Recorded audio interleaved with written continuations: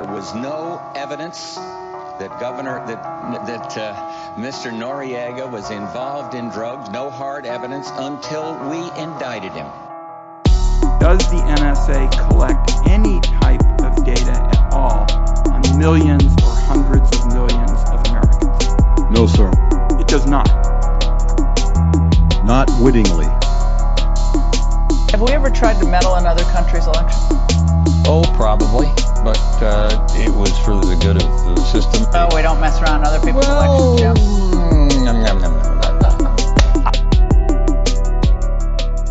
Hello, and welcome to another episode of the Rackets podcast. I'm your host, Brian Sadie. On this podcast, we discuss a lot of different topics related to organized crime, such as drug cartels, mafia families, white-collar crime, political corruption, etc. But today's topic will be solely focused on the El Chapo trial. And I think it'll be an enlightening episode for really everyone, whether you're pretty new to this topic or even if you've done a lot of research. Personally, I had kind of mixed emotions when it came to this trial. For one thing, I was happy to see, the person who's basically the most notorious criminal in the world being held accountable and locked in prison. He's a person who's responsible for thousands of deaths. And that's even really self-admitted. This wasn't something that was actually brought into evidence during the trial.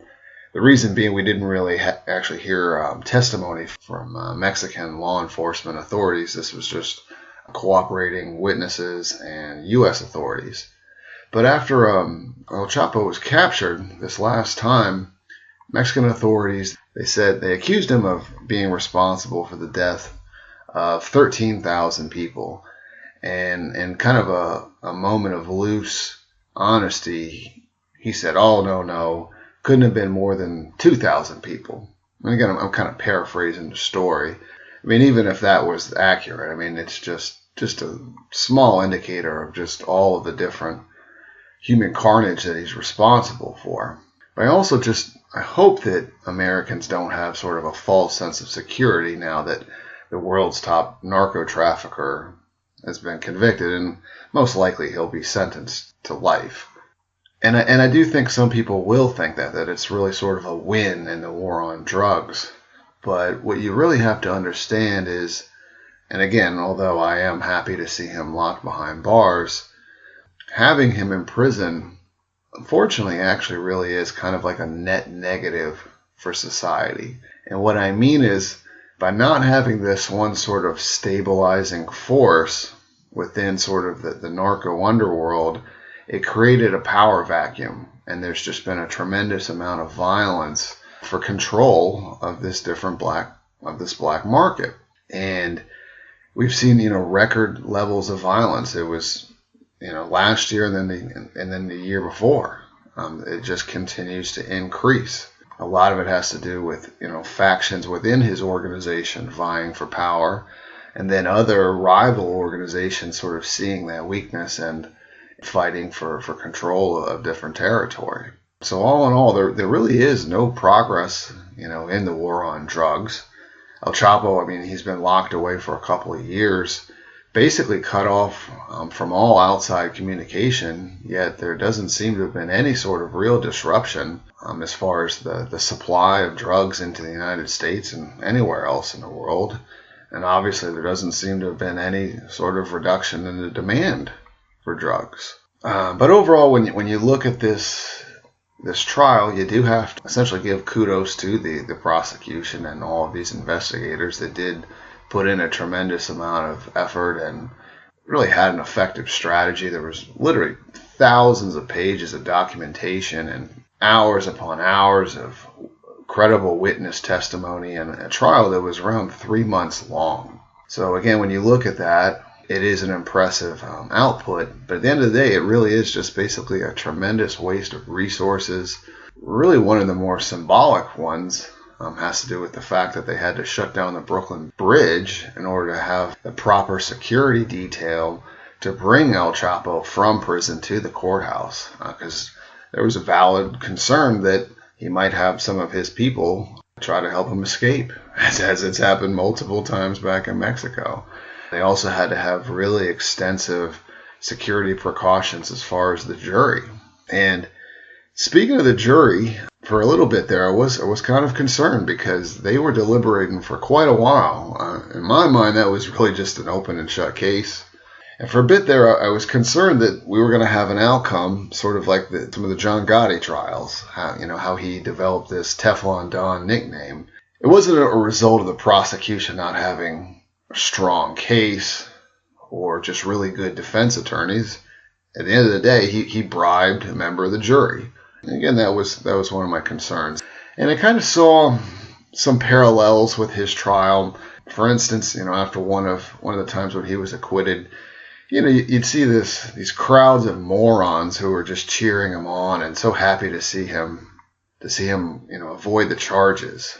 Somebody who does study, organized crime, I'm not one of these people who likes to celebrate gangster culture. That tends to be kind of a byproduct with some people. That's the last thing I want to see. I kind of get it. I understand why people react that way. We've seen how Hollywood and pop culture kind of depicts these types of topics. But that's definitely not my take on the story.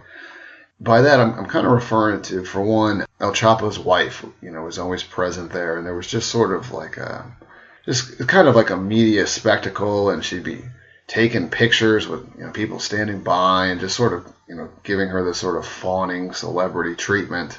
There was also one of the actors from the show Narcos, specifically the actor who portrayed El Chapo in the latest season of Narcos.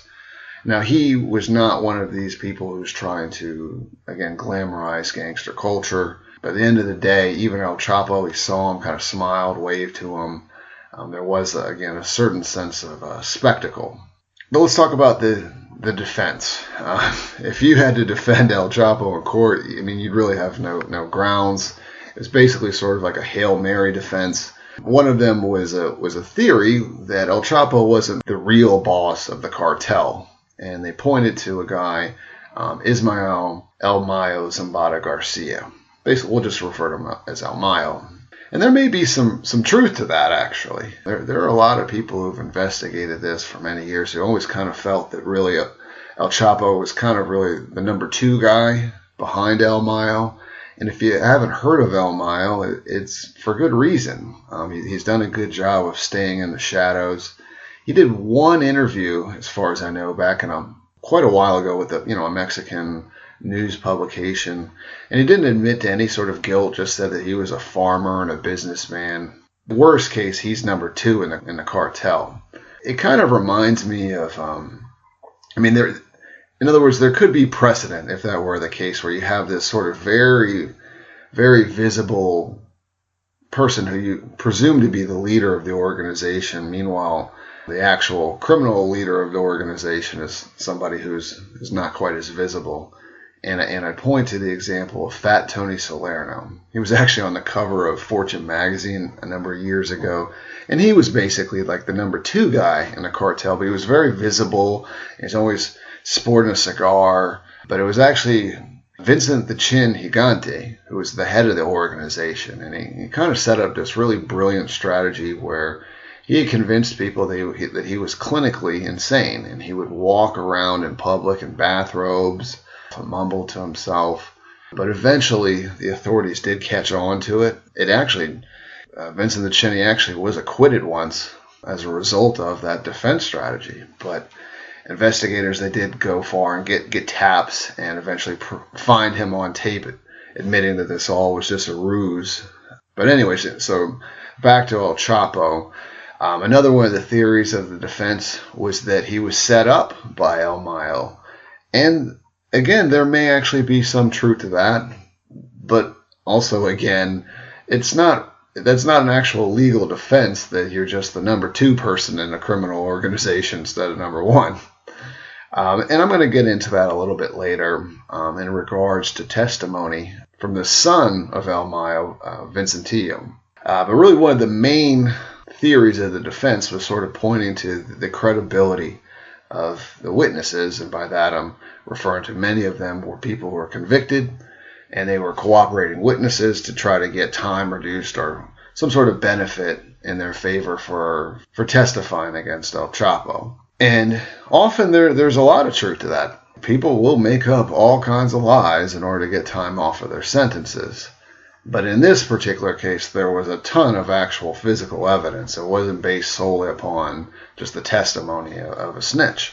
And I also need to address this issue of snitching. There's definitely sort of this gangster code and a sort of pride taken in not snitching. But there's also a lot of BS to that. I've kind of just seen example after example where it's really the low-level gangsters who sort of abide by this sort of honor code, and in many cases it's really the top levels of criminal organizations who have been the most notorious snitches. You can look at Whitey Bulger, for example, but let's focus on El Chapo. And let me give you a little bit of background here. So El Chapo had a really fast rise, and that's because he had some direct connections to the person who really was the top drug trafficker in Mexico for many years. He was actually nicknamed the Godfather, and that's Miguel Angel Felix Gallardo. He was the leader of the Guadalajara Cartel, and this cartel, rose into prominence because of its government connections. That mainly being a group called the DFS. It's since been disbanded. It was basically the Mexican version of the CIA. And the DFS was quite closely tied to the CIA, and there's all kinds of links between them and the actual Iran-Contra affair. So, but long story short, the Guadalajara cartel actually disbanded, and it had to do mainly because they were responsible for the death of a DEA agent back in 1986, Kiki Camarena. And afterwards, basically the cartel split, and there was sort of like an orderly split that was arranged by the Godfather there. And it had to do with really essentially marking out territory for different cartel leaders, in particular along the border with Mexico, with the U.S. One of those being Tijuana, which borders San Diego. So obviously that's a very valuable drug corridor that went to the Felix Arellano brothers, the territory of Sonora, which basically borders Arizona. So it really wasn't quite as valuable as far as drug trafficking is concerned, because there aren't major U.S. highways connected there. And a guy called Amado Carrillo Fuentes, who was known as the Lord of the Skies, he essentially controlled Juarez, which connects to, again, a major U.S. highway. So El Chapo, he was really sort of this innovator as far as drug trafficking. He actually set up these tunnels that we've heard so much about over the years. And the first one was actually built back in 1987. We actually heard testimony from somebody closely tied to that, a guy named Miguel Angel Martinez. He was basically what they would call like a lieutenant in the Sinaloa cartel, kind of like the right-hand man of El Chapo for many years. And this was just a really very valuable idea of El Chapo's. They smuggled just tons and tons of cocaine until it was actually discovered by chance back in 1990. So it kind of forced him to kind of transition and fight for some of those different drug corridors, in particular Tijuana.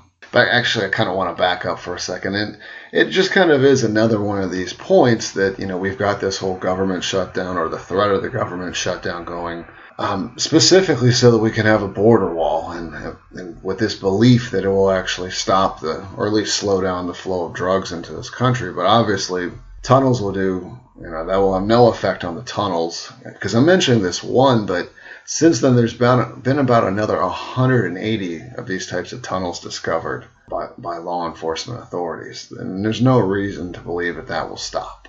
And again, in reference to the border wall, they're talking about those, it's supposed to stop the flow of drugs. The border wall will do nothing to stop the flow of drugs that come through in these major drug corridors and those cities that connect to major U.S. highways. And yes, if you put up a border wall, somebody who wants to carry in a backpack drugs across the border, yep, you're going to stop that, or you're going to reduce some of that. But the absolute vast majority of drugs that come in through this country, that they're not brought in by foot, by physically crossing the border. They come in the back of an 18-wheeler truck, disguised within, legal goods. And that was actually something also that Miguel Ángel Martinez testified about. But actually, hold on, let me get back to that thought in a second. I just kind of want to get back to this basic point of how the no snitching thing is total BS. Long story short, El Chapo back in 93, he was arrested in connection with the murder of Cardinal Juan Jesus Posada Ocampo. Now, he was actually framed. Now, and you don't have to take my word for it. That's actually the word of the lawyer for the Lord of the Skies. And what it was, so you have a rival drug lord snitching on another rival drug lord in order to eliminate competition. So El Chapo, he flees the country because he's basically been set up, and when he was actually the target of that shooting, but he was ended up being the scapegoat. Nonetheless, so he flees the country, he goes to Guatemala, he bribes different government officials there for safe haven, but eventually he's captured, he's brought back. And my point being that once he's brought back, it's very well documented that he just absolutely spilled the beans. Once he was captured and within custody of different Mexican officials, there was basically no secret that he didn't keep under wraps. He told about every sort of connection with drugs he had, every corrupt government official that he had bribed. So long story short, El Chapo has been a snitch for close to 30 years.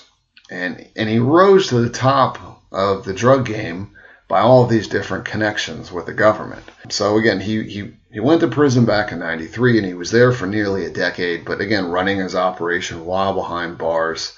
And he actually broke out of prison back in 2001.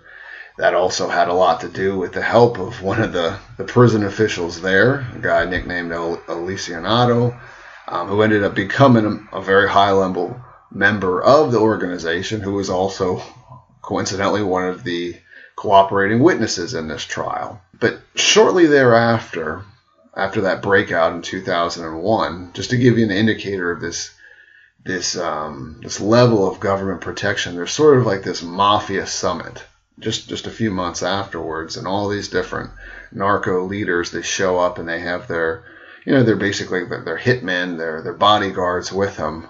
And El Chapo doesn't show up with hitmen or bodyguards. He actually showed up with federal police officers.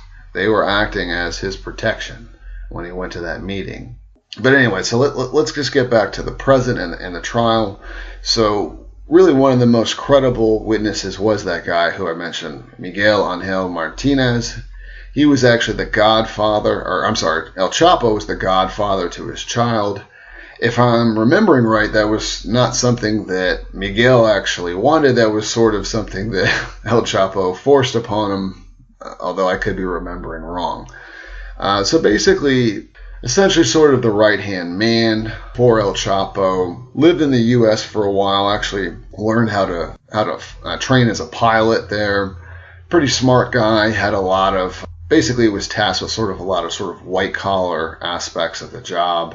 In fact, El Chapo didn't want him carrying a weapon. He wanted him essentially to be very clean and have really no criminal background. He was basically tasked with, depositing millions of dollars every month in different banks. And again, he had to bribe government officials, bankers in order to make this happen. But one of the things that he talked about, and it goes back to what I was talking about before, where, again, the border wall is going to do nothing as far as stopping the flow of drug trafficking. And what it was they came up with this idea. They were going to disguise how they were going to transport the drugs. And what they did was they would use these cans of a very sort of popular brand of jalapenos back in Mexico. And this brand had already had FDA approval for importation from the U.S. So the idea was they would just buy the company and then just sort of start to smuggle them in. But the company refused to actually sell. Nonetheless, what they did was they just actually came up with a really good model for counterfeiting the labels and then just smuggling in that way. and in the end, the reason why, at the end of the day, why he's testifying is because he was sent to prison. And I'm not sure whether it's accurate or not, or whether he had already agreed to be a government witness, or whether he was just serving his time. But nonetheless, while he was in custody, El Chapo's people put out multiple attempts on his life. In fact, there's a story of when he was in prison that during one of the attempts that El Chapo actually had, I believe it was like a mariachi band, or what they call these narco corridors, where they sing these sort of narco ballads, and they were performing this song during the attack from outside the walls of the prison. So again, there was just a lot of really sensational aspects to this trial. Some of the more, kind of gory details came from a guy who was one of the security guards for El Chapo, a guy named Isaiah Valdez Rios. He was a former Mexican military member. And again, you'll see a lot of that within the narco culture. It's former military or former police officers, and sometimes current military and current police officers working either on behalf or directly with the cartel. So yeah, this is a guy, a former Mexican military, who's one of the security people for El Chapo, and he testified, gave all kinds of gory details about witnessing El Chapo torture and murder people. In one case, they were buried alive. Another one of the kind of sensational details that got a lot of attention in the media was some of these text messages between El Chapo and his wife.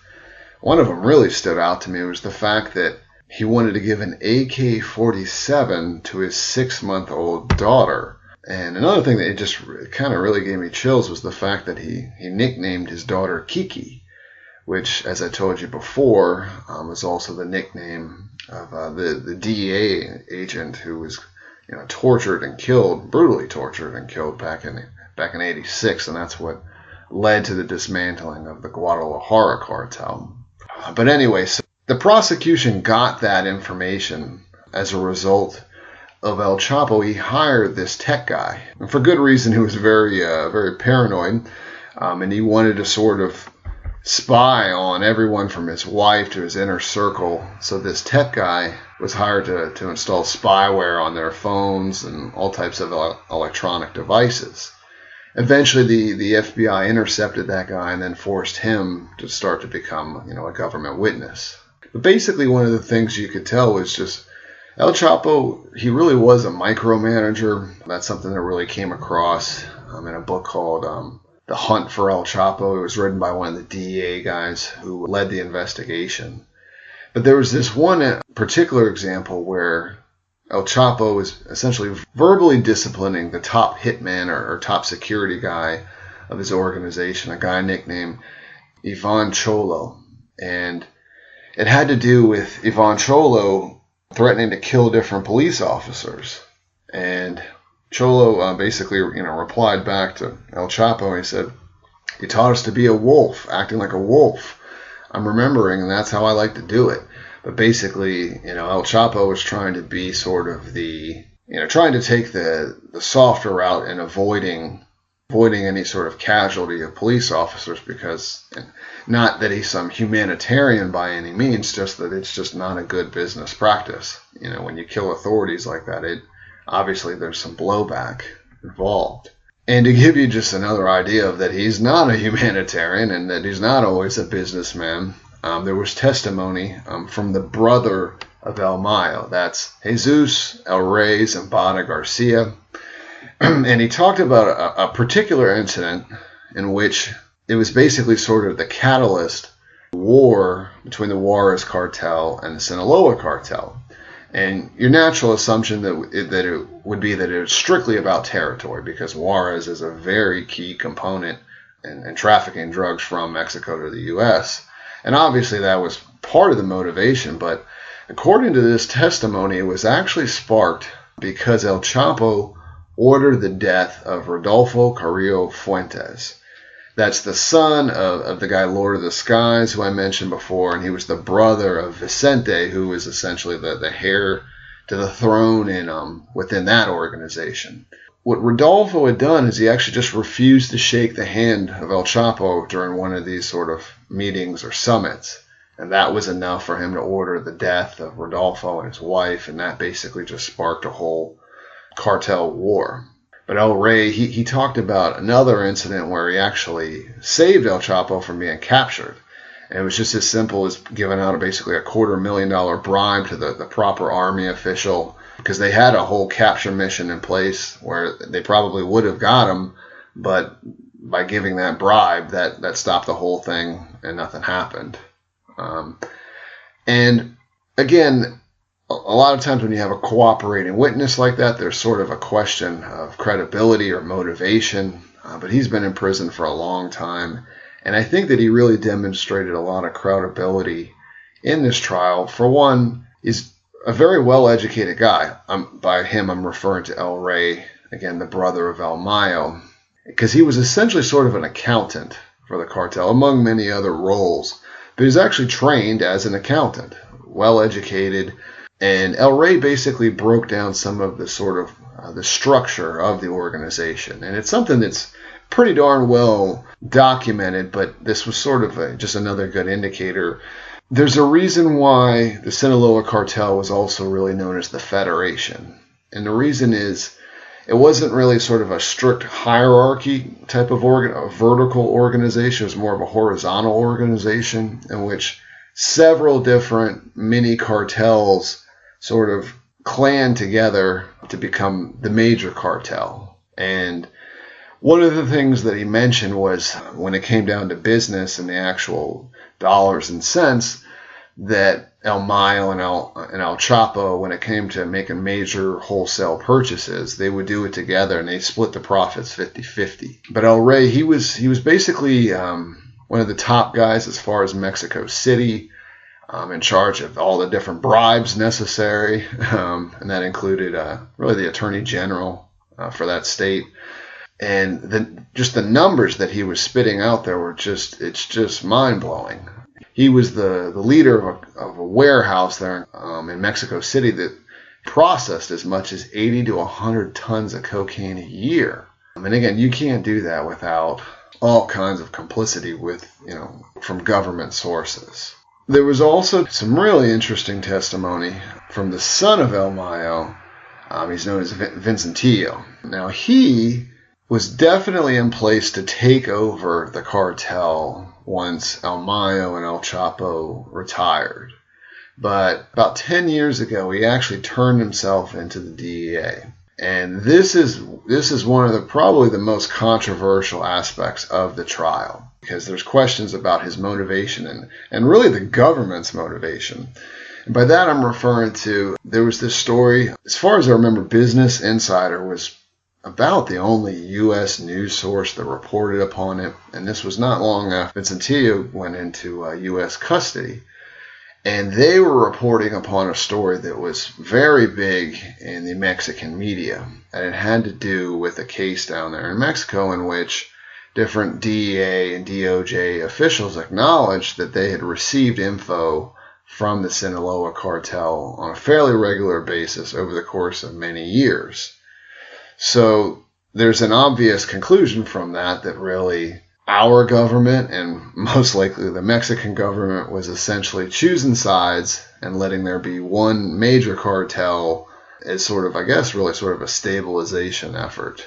But I kind of got to get back to this point of, again, Vincentillo, he turned himself in voluntarily, and that's also sort of part of the defense's argument. And they may be accurate that this was all sort of a setup by El Mayo, because it is very convenient that Vincentillo, he has all of this information and can testify about El Chapo, yet, he's this DEA informant, and meanwhile, his father, who's now most likely the head of the organization, is nowhere to be found. There's, a $5 million reward for him, yet he's nowhere to be seen, and he can't provide information about his own father.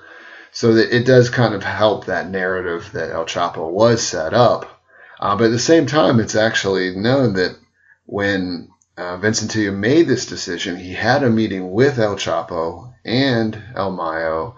And in fact, El Chapo actually was the one who had different sort of back channel communications to where he knew people who could then get him in touch with the DEA.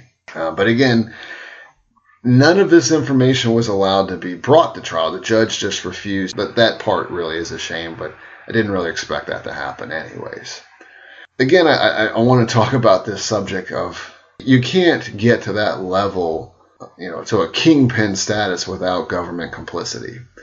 And one of the witnesses, a person named Alex Cifuentes Villa, he's part of a major drug trafficking family in Colombia who was also one of the witnesses. And according to Alex, he said that El Chapo actually gave a $100 million bribe to the former president of Mexico, Enrique Peña Nieto. I don't think it's necessarily accurate in that case, because when you look at really the history, the Sinaloa cartel actually had their best years in the administrations prior to Nieto, for when the PAN party was in office. And you can really look at the stats. It kind of goes back to what I was talking about earlier, how even though the Sinaloa cartel was the largest cartel, they also really had the fewest arrests. And there are a lot of different investigative journalists who've made the claim and provided some evidence to sort of point to the idea that the Sinaloa cartel was firmly financing the leaders of the PAN party, again, from the prior administrations. This was some really interesting testimony for a number of reasons. For one, this guy, Alex Cifuentes Villa, he's from this family, and it's like a literal crime family from Medellin that was, one of the major sources of cocaine in the world. And one of the ways that they actually transported the cocaine was they built these planes that were made of carbon. And the reason is it actually blocks radar from detecting the airplane there. But he was a particularly interesting witness because he actually lived with El Chapo.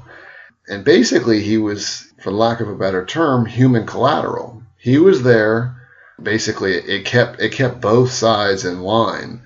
The Medellin connection knew that if they shorted El Chapo, ripped him off, well, their own family member would be killed. And at the other end, it also kept El Chapo in line so that he didn't ever short them on any of the payments or anything like that. Cifuentes Villa, he lived with El Chapo, and he was basically like a right-hand man to El Chapo. And one of the more interesting parts was the fact that he was tasked with shopping this movie script or a TV script about El Chapo's life. So again, it's another one of these indicators of the just tremendous hubris on his part, whereas his partner El Mayo has been very happy to sort of live in the shadow in the background and live fairly anonymously.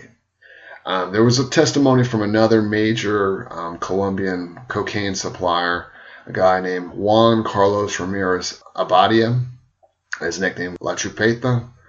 And he was former leader of the North Valley Cartel. That's essentially sort of the successor group of the Cali Cartel. And this one went into some really interesting specifics, and that's how El Chapo had the nickname El Rapido, the fast one.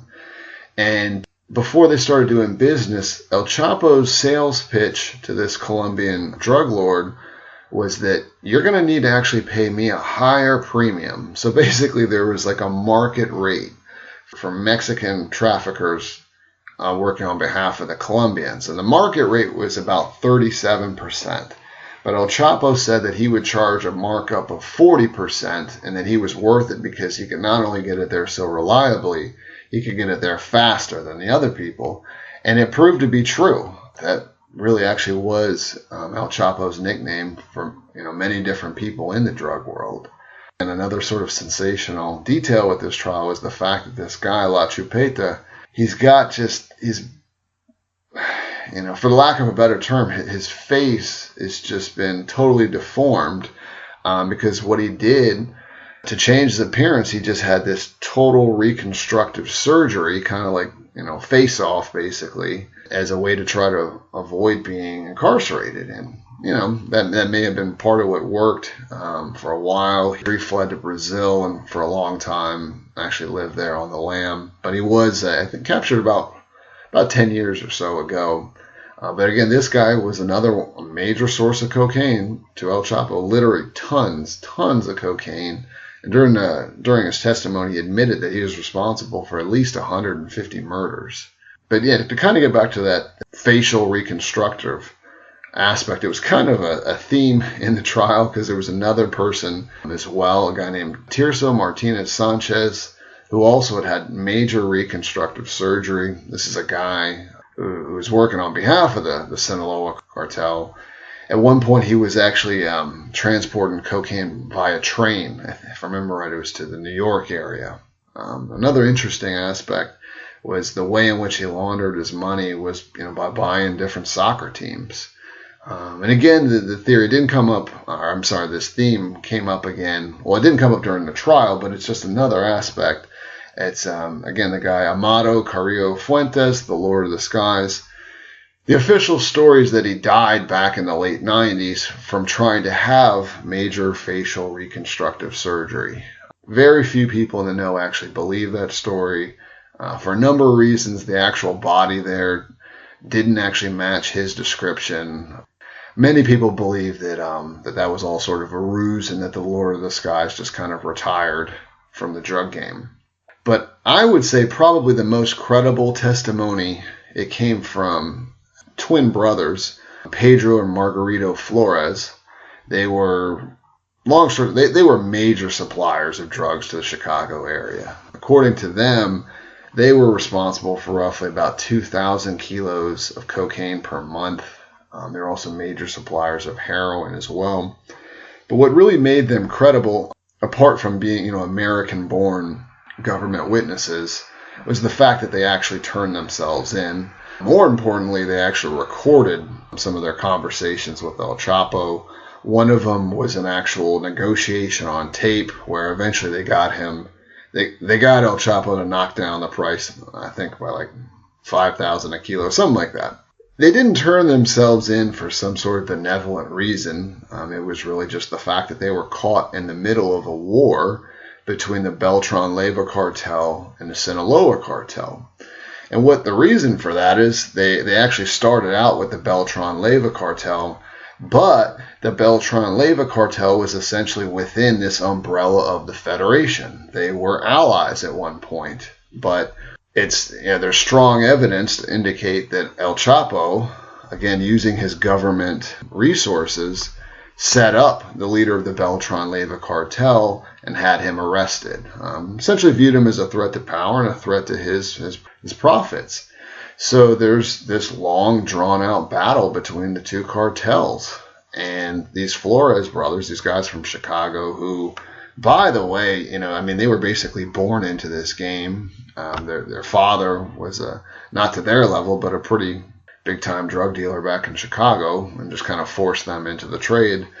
But basically, the Flores brothers, they're witnessing all this different betrayal, and they were forced to choose between the Beltran-Leyva cartel or the Sinaloa cartel, knowing that whichever side they chose to work on behalf of, the other side was going to try to have them killed. And one of the things that, they knew it very well. I think it was Pedro's testimony in which he talked about his first meeting with El Chapo and going out there to his private ranch, and just on the drive there, pretty close to the property, he saw human beings chained to trees out there. It's kind of like something, if you watch the show The Walking Dead, it's something akin to that. So they witnessed just the savagery that it's possible, and they knew that, eventually they would be killed. So they did turn themselves in, and I think they got 14 years, but they get some time shaved off because of their testimony. But they'll probably live the rest of their life in witness protection. But there were so many different witnesses, and I've tried to be concise with this, and there's just only so much I can do in a fairly short period of time. I guess the last thing that I'd really comment upon is testimony from a guy, Damaso Lopez Nunez. I mentioned him earlier. He's in Seattle. Basically a nickname for he was a lawyer. He was the guy who I told you about, who was the prison official who helped El Chapo leave prison back in 2001. And he became really sort of this entrusted very close confidant and very close associate of El Chapo.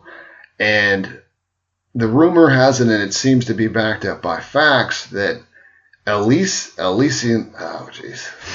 just say Nunez was chosen by El Chapo to be really his successor if El Chapo were to bow out of the game or be arrested.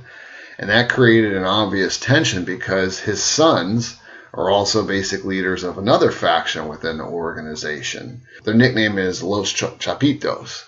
And I'm assuming that he sort of didn't want really nepotism within his organization. They were kind of, at least for many years, kind of considered just to not be as credible within the criminal underworld. In fact, one of them was actually kidnapped for a period of time and believed to be ransomed.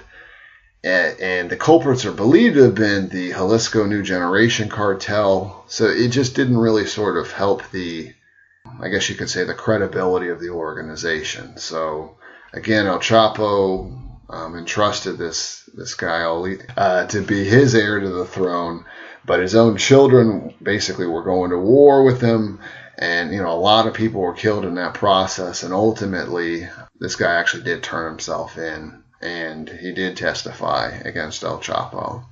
I guess really the main thing I can point out is that, again, what I said at the beginning, that overall it's good to see El Chapo behind bars, but it really is a net negative to society because there's just been so much bloodshed, and there's absolutely no reason to believe that any of this will lead to any sort of improvement in the supply or demand for drugs.